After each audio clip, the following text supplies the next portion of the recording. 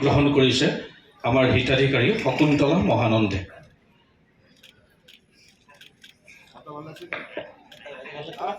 আমি লগে লগে মঞ্চলৈ আমন্ত্ৰণ জনাই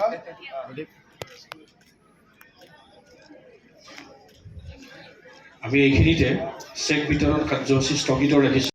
আমাৰ জিলাখনৰ সন্মানীয় অভিভাৱক মন্ত্ৰী আৰু অসম চৰকাৰৰ এগৰাকী সুদক্ষ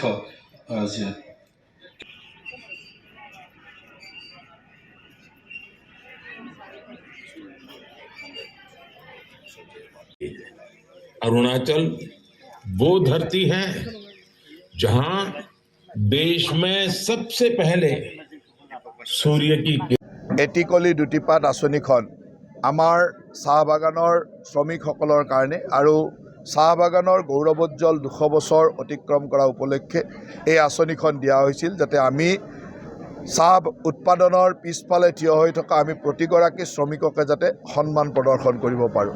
অসমৰ 6 লাখতকৈ অধিক চাহ শ্ৰমিকক আমি আজিৰ দিনটোতে 5 লাখ টকাকৈ চেক দিয়াৰ কাৰ্যৰ শুভাৰম্ভণি কৰিলোঁ আৰু আজি অসমৰ ডুমডুমা অঞ্চলৰ পৰা মুখ্যমন্ত্ৰী ডাঙৰীয়াই এই কাৰ্যসূচী শুভাৰম্ভণিৰ লগে লগে আমিও প্ৰতিখন জিলাতে প্ৰতিটো সমষ্টিতে একোখন চাহ বাগানত উপস্থিত থাকি এই কাৰ্যসূচী প্ৰত্যক্ষ কৰিছোঁ। আজিৰে পৰা অসমৰ 836খন চাহ বাগানত এই ধৰণৰ কাৰ্যসূচীৰ জৰিয়তে এই চেকসমূহ বিতৰণ কৰা হ'ব।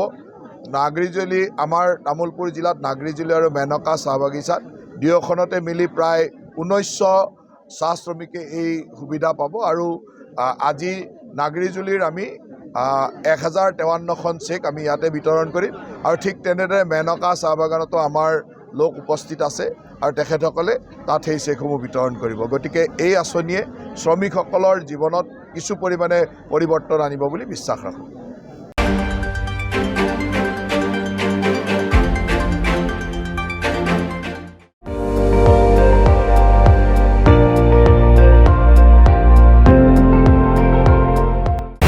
আপুনি চাই আছে ND24, সৰ্বশ্ৰেষ্ঠ নহয় সৰ্বোত্তমৰ দৌৰ।